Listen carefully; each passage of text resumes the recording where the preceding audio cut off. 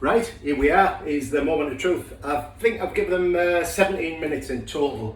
I spun them round and they were looking still at slightly on the paler side, but they are looking, you probably won't be able to see because of the sunlight. Actually, I'll tell you what I'll do.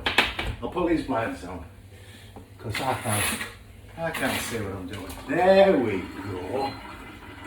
So there we go. Yeah, they're looking slight. I've only done them 170, but they're looking pretty good, smelling good. So that looks to be a success. Before I do anything further, I'm going to get this loaf in now because this is looking like it's gonna pop its lid. So let's bit more water in there. I'm going to up the temperature to 190. And that's going to get about 10 minutes at 190, and then that is going to be dropped down. And actually, that's looking fairly. That's looking like well risen that.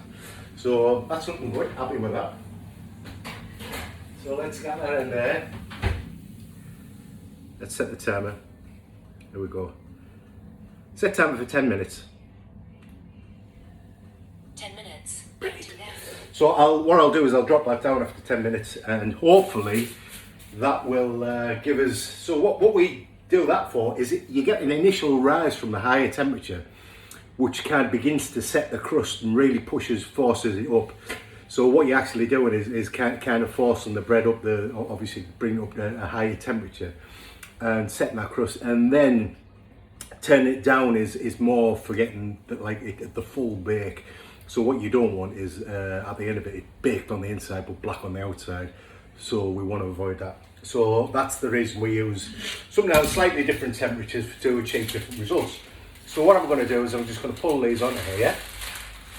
There we go.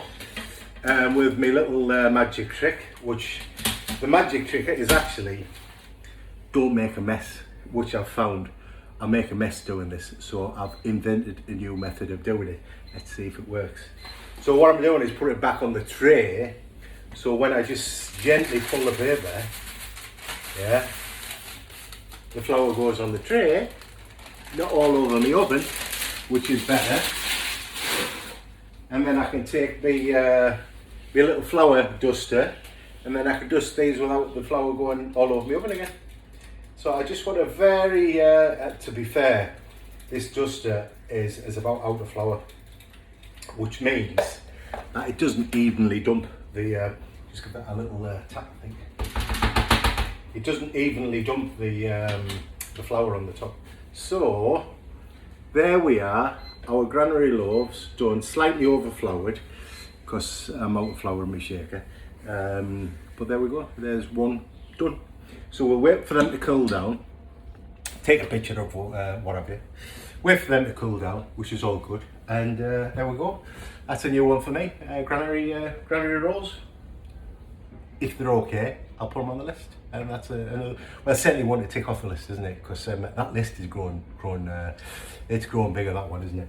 So I'm going to have to separate those that I've asked. You're on the good, either on the, somebody said, it was Kathleen that said, there's more stuff on there than Santa's got on his list. I said, well, I'm going to have to make a naughty and nice list for those, those who are nice, get it done first. So, joking, of course.